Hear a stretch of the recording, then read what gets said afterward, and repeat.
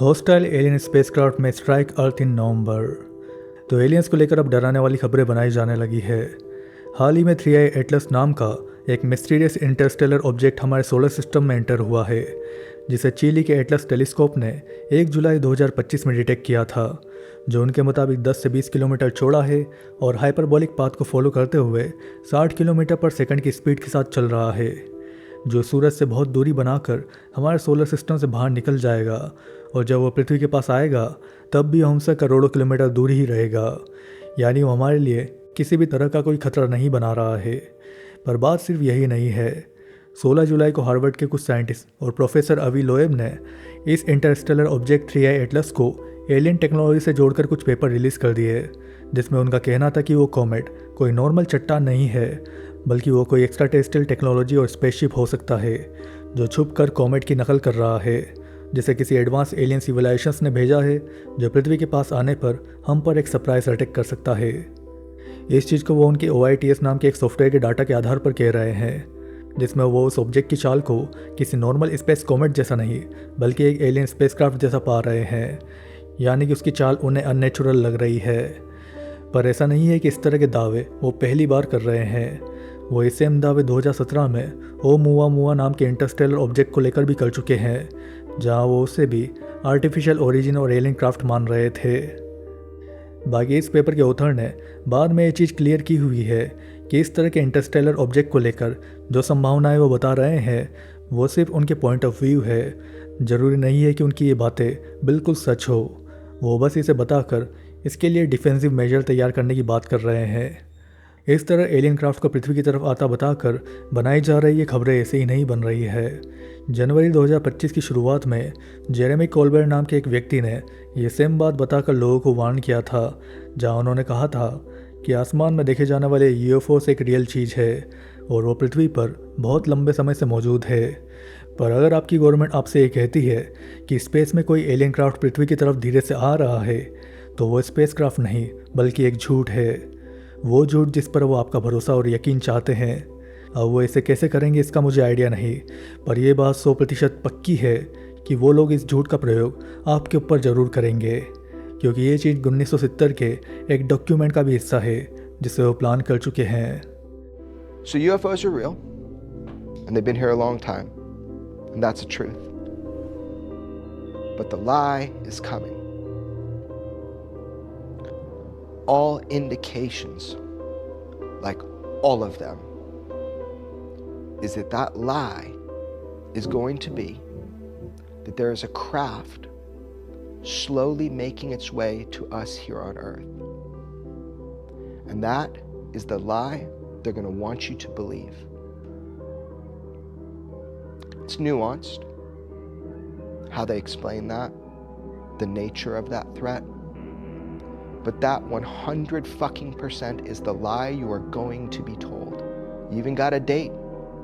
People have been whispering a date for a long time now. I know where that lie comes from. I know specifically what document from the 70s initiated the idea of that lie.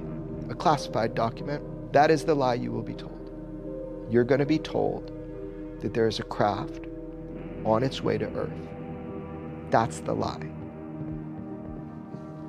Maybe I'm wrong. I hope I'm wrong. चलो थोड़ा और पीछे चलते हैं। 1999 में aviation journalist gym गोडेल ने भी एक इंटरव्यू में बताया था कि उन्होंने उस समय एरिया 51 में काम करने वाले कुछ लोगों के साथ मीटिंग की हुई थी, जिसमें वहाँ काम करने वाले एक आदमी ने, जो ग्रूम लेक के ब्लैक प्रोजेक्ट्स में काम कर चुका है, उससे जानकारी पूछने पर उसने बताया था कि एरिया 51 में बहुत सारी ऐसी चीज़ें चल रही है जिसका तुम यकीन भी नहीं कर पाओगे। हमारे पास वहाँ ऐसी चीज़ें मौजूद है जो हमारी दुनिया के बाहर की है, और मैं इसके बारे में तुम्हें साल 2025 तक तो नहीं बता सकता हूँ, क्योंकि वो जानकारी उन्होंने क्लासिफाई की हुई है और वो लोग नेशनल सिक्योरिटी के लॉ में बंधे हुए हैं। Are there any unconventional technologies, propulsion technologies involved? Yes, I have had the opportunity over the years to interview, again, people who have worked at the test site at Groom Lake.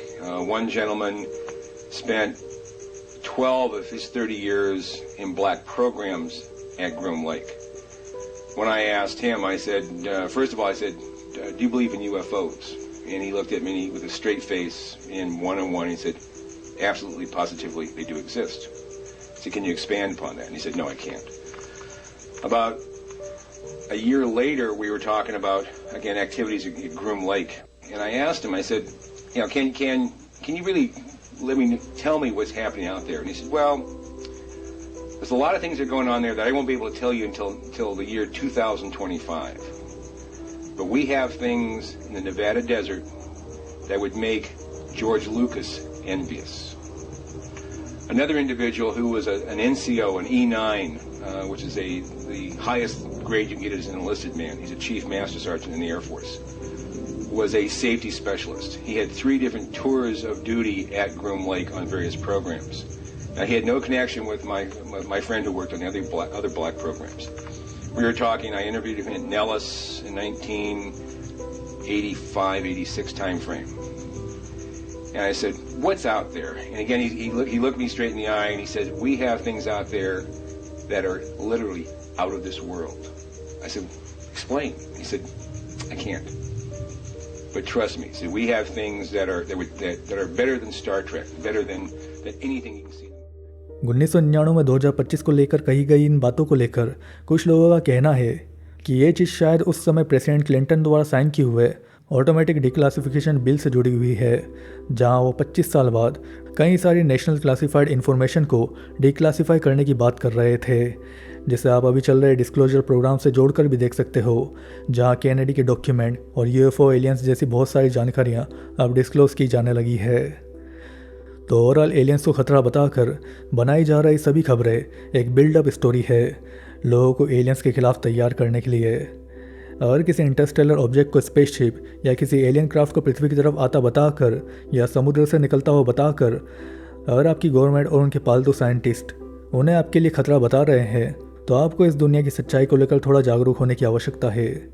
पृथ्वी पर aliens कहीं से आने नहीं वाले हैं, क्योंकि वो पृथ्वी पर पहले से ही हज़ारों सालों से मौजूद है, जो आपके इतिहास का हिस्सा भी रहे हैं और आपकी डीप स्टेट गवर्नमेंट के साथ काम भी कर रहे हैं, जिसकी जानकारी को और उनकी टेक्नोलॉजीज़ को वो छुपाए हुए है, ताकि वो आप पर उनकी गुलाम बनाने वाली व्यवस्थाओं को लागू कर आप पर राज कर सके।